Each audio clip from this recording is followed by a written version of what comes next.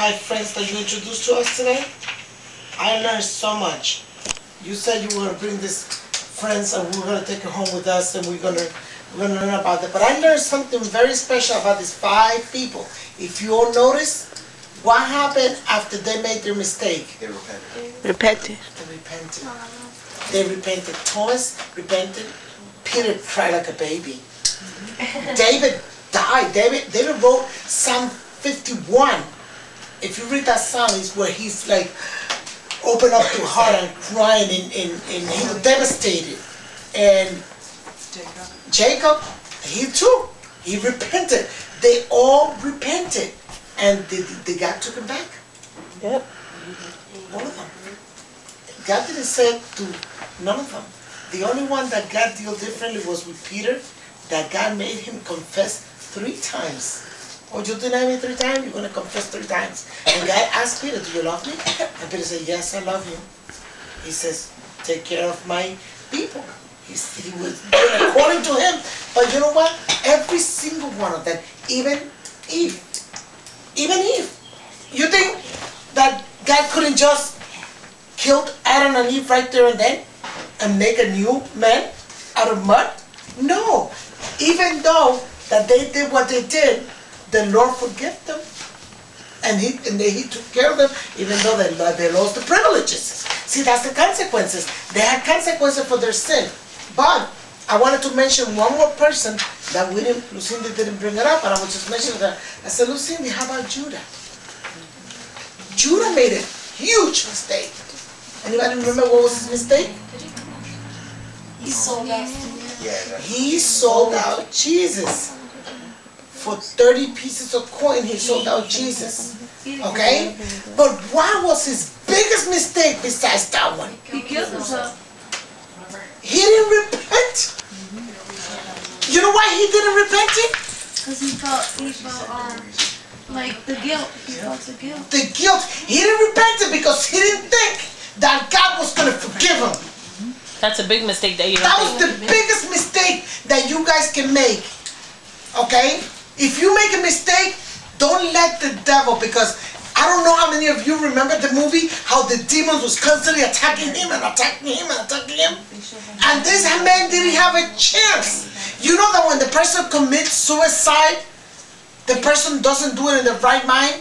It's a legion of demons that are after this person, so the person can commit suicide, because the devil knows that if you commit suicide, you have no opportunity. Because when you commit suicide, you're not relating to God.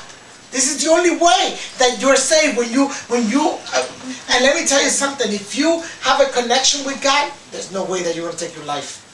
That's why we know that a person who commits suicide has no opportunity to have a repenting with God, make up the peace with God. So his biggest mistake was his second mistake. He made one huge mistake on top of another mistake. Okay? So, to me, let me tell you, guys, we all make mistakes. This one right here, so many mistakes. Okay? A lot of mistakes I made in my life. Thank God that I'm able to go back and cry like a baby, cry like Peter, cry like all of these men. Deborah, same way. Emma, Lucinda, Victor, we all have made mistakes. Don't feel like, oh, they're not going to understand.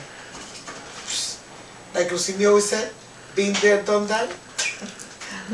we have made your mistakes. They're not no news for us. And more. Okay? But recognizing your mistake is the foundation of having a relationship with God. Amen. And that's why we started with mistakes as our first teen Bible study. Because you can't go anywhere if you don't have a foundation.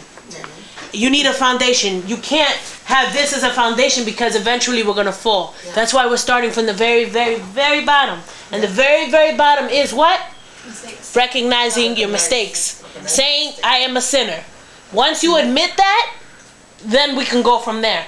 You know, so obviously next month is going to be the second step. You know, it's steps. We're taking baby steps to a relationship with God.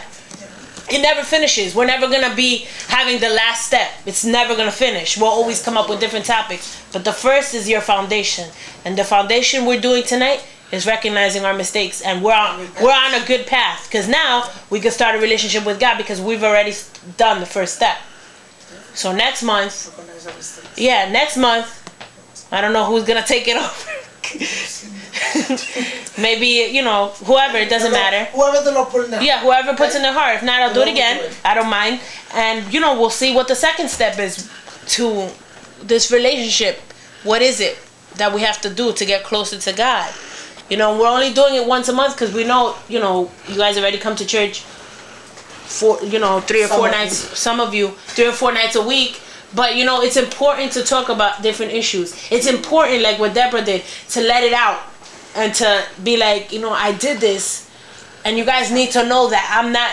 Because you know what? Unless she speaks, you might have a misconception of her. Like she said. You see her praising God and you must think.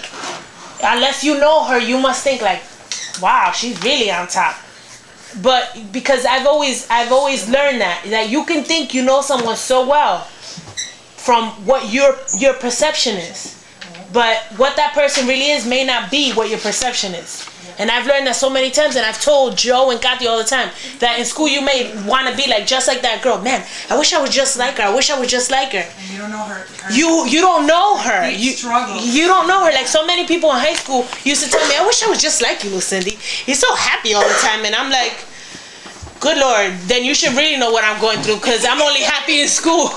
I'm not always happy, and the only people that really know you are the people who live with you. Ask my mom if I'm happy all the time, because at home I'm a different person, and it's not that I'm being fake, but that's why it's good to sometimes, like Deborah did, because now you have a different perception of her. Maybe before you thought, I'm just using an example, that she was stuck up and she was conceited, but now you know that she's not like that because she shared a piece of herself with you, a piece of her struggle, just like we all have struggles, and I'm glad that you guys all made the effort to come.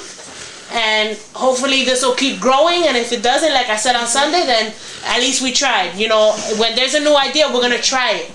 And if it doesn't work, then it doesn't work, but we're always going to try, and we're not going to shut it down.